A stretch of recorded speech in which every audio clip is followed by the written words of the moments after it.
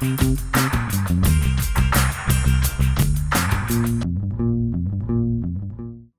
afternoon, ladies and gentlemen. I'm here again before you to let you know that we've had a gentleman that we've had several opportunities to keep in jail, and our system has failed us again.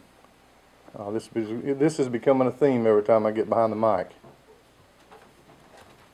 We had a deputy doing his job protecting you guys last night, made a traffic stop.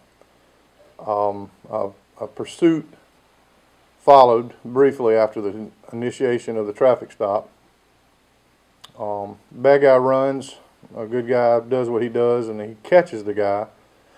When he catches him, he turns around, the bad guy turns around and shoots my deputy in the face with a weapon, a 410 shotgun.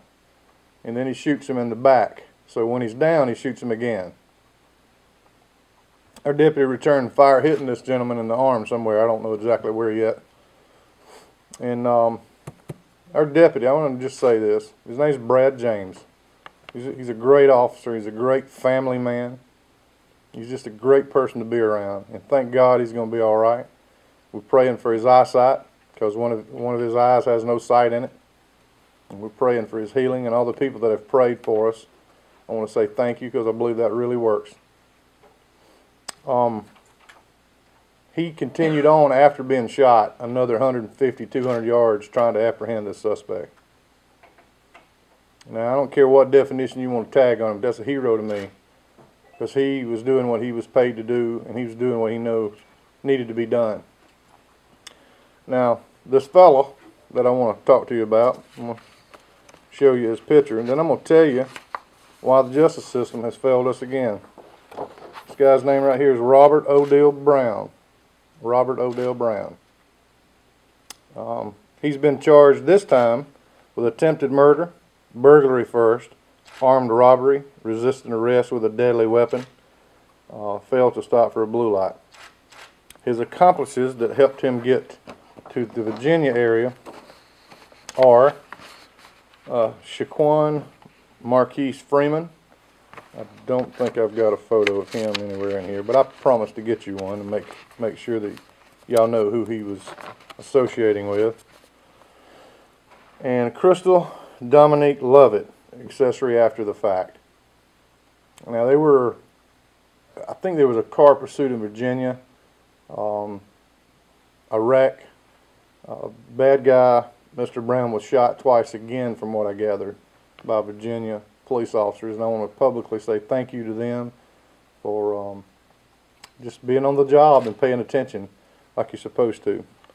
Now, let's go back to Mr. Robert Brown. Mr. Robert Brown has been charged and convicted with assault with intent to kill, burglary second, that's all in 2006, possession of a stolen vehicle in 2011, which is this year, by the way, giving false information, 2011. Malicious damage to an auto, 2011. Failed to stop for a blue light, 2004. Stealing bonds in 2004. Receiving stolen goods in 2004. And criminal domestic violence in a high and aggravated nature in 2003, and was convicted under that wonderful Youthful Offenders Act when he was 19 years old. Is this a theme? I say it is. We got a guy that we've had in our custody with just the resisting arrest and assault with intent to kill and burglary second. Should have kept him in jail. We should have not had to been dealing with him. But yet again, our justice system has been a failure, and I think the justice system owes Brad James's family and Brad James himself a huge apology. And all the deputies last night that came out, there were a lot of deputies came out last night that were not called out. They came out for free. They came out on their own to make sure that bad guy was apprehended and do whatever they could do to morally support our wounded warrior. I'm going to tell you right now, as a sheriff, this is the second time I've gotten a call to where one of the deputies has been shot while performing his duty. The first time was Kevin Carper. In 2007, in February, he was killed by a gentleman that we had 34 opportunities to keep in jail. His family is just having to make it day by day. I'm very, very grateful to God Almighty that we don't have to say that about Brad James today. I'm praying for his strength, his mental status.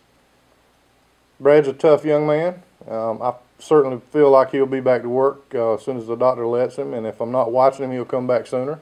That's just the kind of guy he is.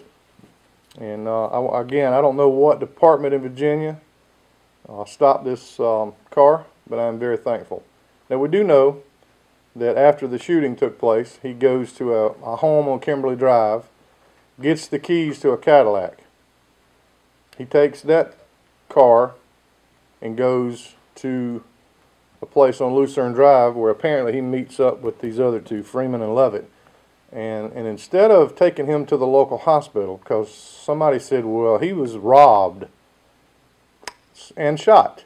So instead of taking him to a local hospital and calling 911 saying, please help my friend, somebody's trying to hurt my friend, they drive him to Virginia.